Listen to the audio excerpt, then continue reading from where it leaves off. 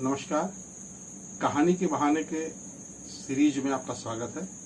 आज का प्रसंग वेई वू के पुस्तक द 10th मैन से है और इस पुस्तक का आरंभ ही भारतीय परंपरा की एक बहुत प्राचीन कहानी से होती है। वेई वू का जन्म इंग्लैंड में हुआ 1895 में और उनकी मौत 1986 में हुई।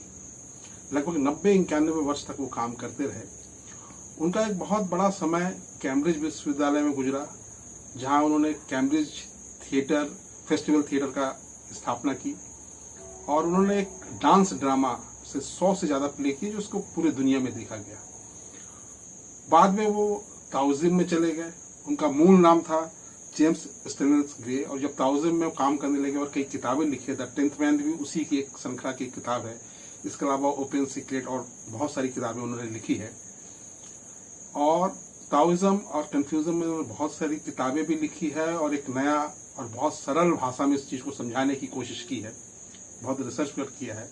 उनकी मृत्यु के बाद 2004 में उनकी एक बायोग्राफी भी आई है। तो आज बात वेई वू की उस कहानी से जो उनकी बहुत ही महत्वपूर्ण किताब द 10th मैन से है और इस किताब की प्रारंभ ही इस कहानी से होता है। कहानी है कि 10 व्यक्ति थे और उनको एक नाव से एक नदी पार करनी थी। बारिश का समय था, बाढ़ का समय था। वो 10 व्यक्ति उस नदी को पार करने के लिए एक नाव किराए पे लेते हैं और उस नदी को पार करते हैं। पार करने के बाद उनको चिंता होती कि ऐसा तो नहीं इतना बाढ़ था, इतना तेज बहाव था, हमें से कोई बह गया होगा। तो 10 लोग कहते कि हम गिनते हैं आपस में। पहले ने गिनना शुरू किया तो गिनती 9 में आके खत्म हो गई। तो दूसरे ने कहा नहीं तुम गलत गिन रहे हो। दूसरे ने गिना तो भी गिनती 9 में खत्म हो गई। तीसरे चौथे ऐसे सभी लोगों ने गिन लिया, गिनती 9 में खत्म हो गई। अब वो समझने कि कोई ना कोई हमारे बीच में से बह गया है, पर कौन बह गया वो समझ में नहीं आ रहा था। दिख तो सब रहे थे लेकिन गणित तो कह रहा था कोई ना कोई बह गया है, क्योंकि गिनती तो 9 में खत्म हो रही थी और वो 10 थे। उन्होंने गिनती और कई बार की पर वो गिनती तो गिनती थी और गणित पे तो सबका विश्वास होता ही है। तो वो एक पेड़ के नीचे बैठ के रोने लगे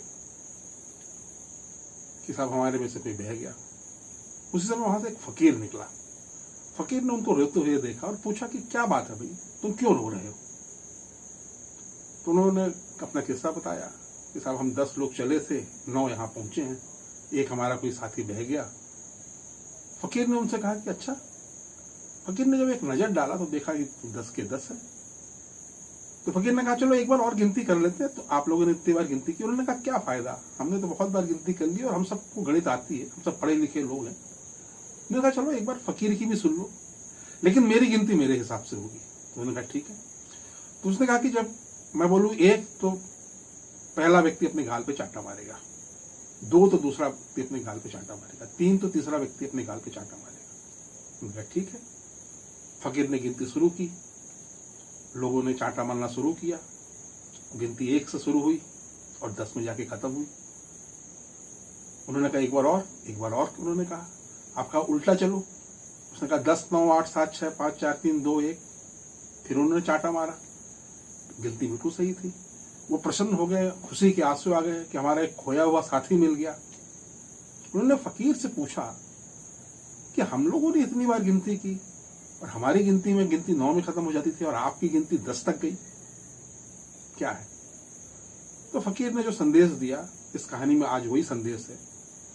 फकीर ने कहा कि हम लोग हमेशा तू से शुरू करते हैं, जबकि हमारे अंदर से शुरू होना चाहिए। जब अंदर से शुरू होंगे तो आप पूरे को पा पाएंगे, और जब तू से शुरू होगा तो आप अपने आप को खो देंगे। तो मैं और तू का ये जो है, इसलिए सारे धर्मों में और ताओइज्म में तो बहुत ज्यादा है कि आप अपने अंदर तक जाइए, जिसपे वे भी बहुत काम किया है। उस फकीर का कहना था कि आप यदि अपने अंदर से किसी चीज को प्रारंभ करते हैं तो आप उसकी परिणति तक जाएंगे। और इसको मैं एक दूसरी भाषा में भी कहूं, ये तो हो गई फिलॉसफी की बात। हम आज भी जितने आदर्श होते हैं, जो भी कुछ अच्छी चीजें करने की होती है, वो हम सोचते हैं हमारे पड़ोसी के यहाँ शुरू हो। हमारी गिनती बगल से शुरू होती है। अगर गाड़ी को रास्ते में सही खड़ा करना है तो हम गाली जरूर देंगे, लेकिन जब हमारी बारी आएगी तो हम उसको गलत पार्किंग में खड़ी कर देते हैं। तो हम ये चाहते हैं कि जितने रूल्स रेगुलेशन बने वो मेरे बाद से, वो 9 की जो गिनती है ना, उसमें मैं छूट जाऊं। तो वो जो गिनने वाले थे, जब भी गिनते थे अपने आप को छोड़ देते थे और बाकी को गिनते थे, तो उनकी गिनती 9 तक खत्म हो जाती थी। ये बहुत ही शानदार किताब है, जो एक तरीके से पूरी किताब हास्य परिहास पे है। इसको लाफ्टर बुक भी कहा जाता है। ताओइज्म को, जीवन की सच्चाई को और बहुत सरलता को बहुत अच्छी तरह समझाया गया है। ये पुस्तक यदि पढ़ना है तो ये पुस्तक अमेज़न में उपलब्ध है। करीब 250 से 250 रुपए की किताब है, 300-350 पेज की किताब है और शानदार किताब है। आप इसको पढ़ सकते हैं। धन्यवाद।